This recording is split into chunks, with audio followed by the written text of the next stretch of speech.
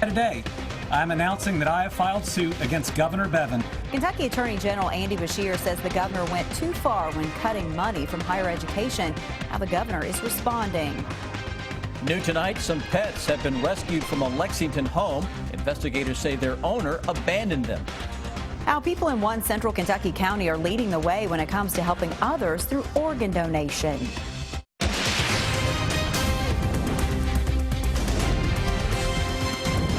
WKYT News starts now with breaking news.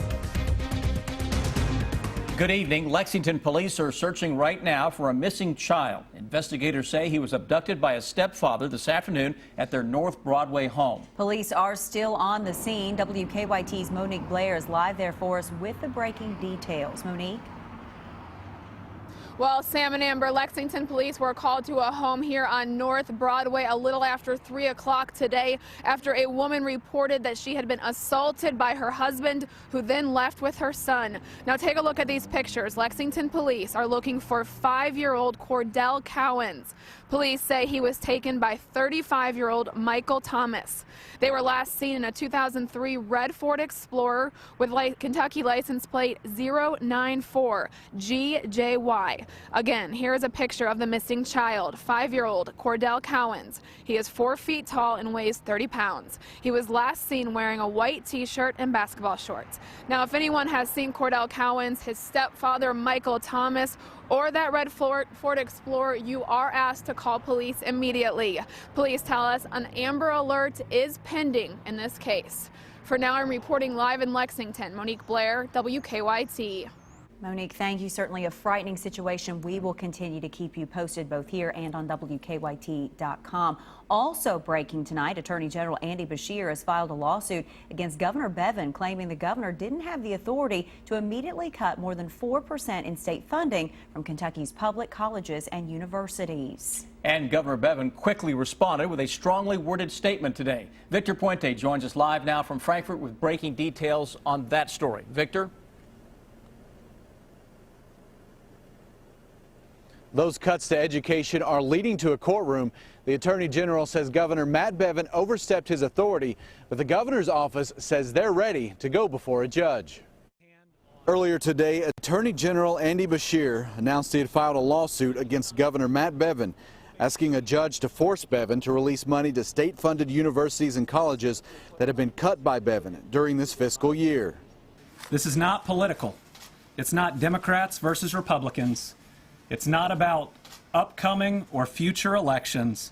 It's not Bevin versus Beshear. It's not even about pensions versus higher education. It's about the law, and my duty as Attorney General to enforce it. The governor has said the cuts are needed because the state has $30 billion in pension debt. Beshear argues that the cuts aren't legal because that budget was signed into law and there's no projected shortfall.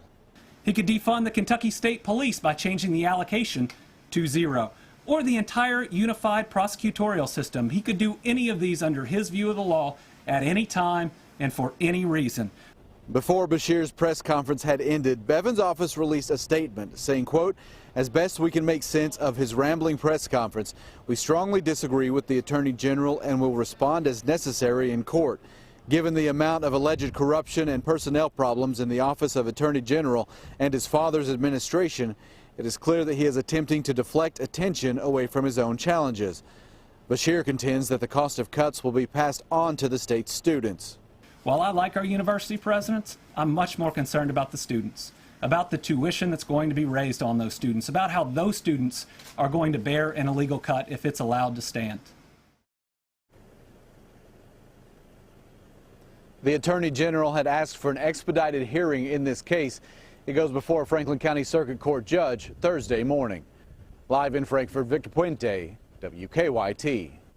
Victor, thank you. And this all comes as leaders of the state House and Senate agreed to push back the last day of the legislative session to give them more time to pass a state budget. Tomorrow was originally scheduled to be the last day lawmakers would meet in the session, but the last day will now be Friday. Lawmakers will use the rest of the week to meet in budget conferences to try and reach an agreement on a state budget.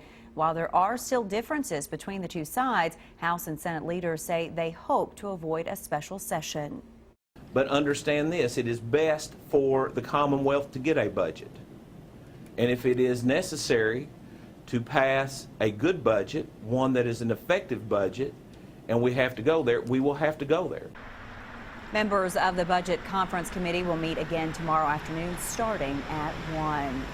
New tonight, a busy road in Frankfort has been shut down because of a fiery crash. It happened late this afternoon on US 421 between Schenkel Lane and Holmes Street. Dispatchers say a car caught fire in that crash and someone inside the car had to be pulled out of the wreckage. There's no word on that person's condition tonight.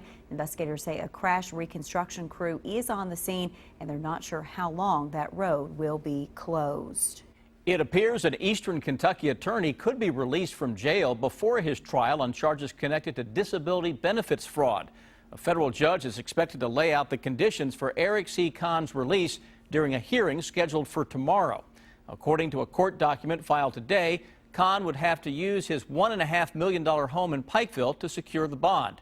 Prosecutors argued last week that he would be a flight risk if he's released. Kahn and 2 other people are accused of using fraud to get $600 million in federal disability payments from the government.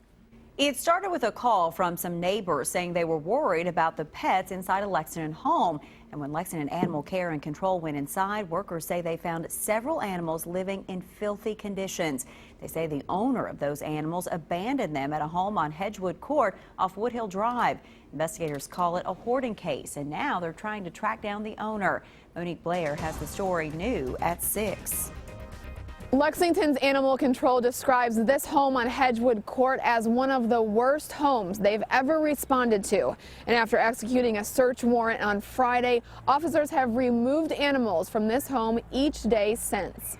The smell that came out of there was horrid, like death. I watched the cops knock down the door a couple days ago, and the second the door got knocked down, stuff just came rolling out. It's from wall to wall of just feces.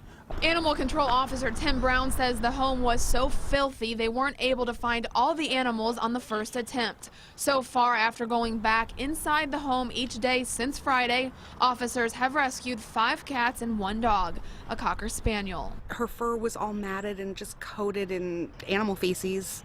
It was disgusting. I mean, she seemed sweet enough, but obviously very neglected. Officer Brown says there was food and water inside the home, but the water was not drinkable. Neighbor Adanya Emerson says in addition to the smell, there are also now bugs flying around the home. It's a concern as far as health and safety. I have children.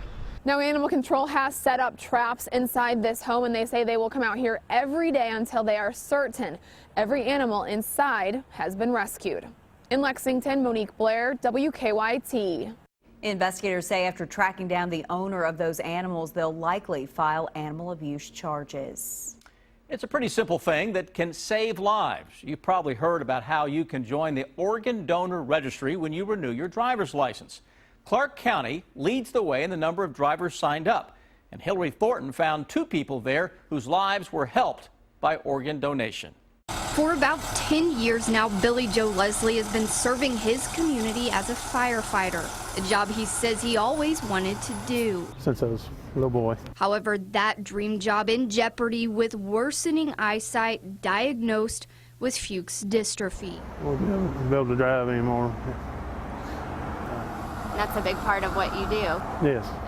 At risk of going blind. Now about 5 years after that diagnosis, Leslie's still climbing behind the wheel, all thanks to a cornea transplant. Thankful to still have his dream job and to see things most take for granted.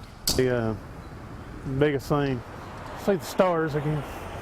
Meanwhile, for 16-year-old Lexi Back, organ donation means being able to walk these hallways of George Rogers Clark High School. It definitely got me to where I am today. At just 5 months old, Back was in need of a new heart. I remember I always set my clothes out because every night or day I knew that that was going to be the day that we were going to, get the gift of life. However, Tracy Back says nothing prepared her for when she got the news there was a heart ready for her baby girl. Elation, I was so happy, but immediately I was so unexpected because I just remember crumbling down and crying and realizing what someone had just had to go through for us to have the gift of life. It's not something you can ever pray for. A family now always mindful of the sacrifices of others it took to receive their gift of life, something each day 22 people in the United States will die waiting for. Folks like Back and Leslie putting a face with the cause for this community, along with what goes on here inside of the circuit clerk's office, is why Clark County is sitting at the top of the state's donor registry. When you step in the office to get your driver's license, just like every other county due to state law, you are asked if you want to join the donor registry. However, in Clark County, you will also notice many Trust for Life banners, personal stories, and familiar faces. I ask if they'd like to be on the registry, and they look over and see one who has had a transplant, and they're like, oh, I know her, or I know him. And I think that makes them want to help others. Personal stories, along with educating the community, putting Clark County ahead of all 119 other Kentucky counties, with around 85% of their population on the donor registry, a high rate in a state that has less than 50% of all Kentuckians signed up to donate. A very generous community, and really, all we have to do is ask. A community with a heart for helping a cause that is personal to the clerk's office, with 2 deputies impacted directly, and the man who started it all, the founder of Trust for Life, founder of a program that was the first of its kind in the entire country, is more specifically a man Clark County Clerk Paula Jocelyn calls her uncle. We are very sensitive to the situation and why we know how important it is to try to help others. The cause allowing this firefighter to live out his dream, the cause allowing this high school junior to live her life as a normal teen. It is truly a life-saving event when you sign the registry. In Clark County, Hillary Thornton, WKYT. And this Friday is National Donate Life Day. To show support, you're asked to wear blue and green. Transylvania. New tonight, Transylvania University is planning a memorial service for a Lexington native who died in the Brussels terrorist attacks. Stephanie Schultz graduated from Transy in 2008. She and her husband Justin died March 22nd when bombs exploded at the Brussels airport. A memorial service will be held Friday afternoon at 4 at Old Morrison Chapel on campus. The university is also collecting donations as a way to honor the couple.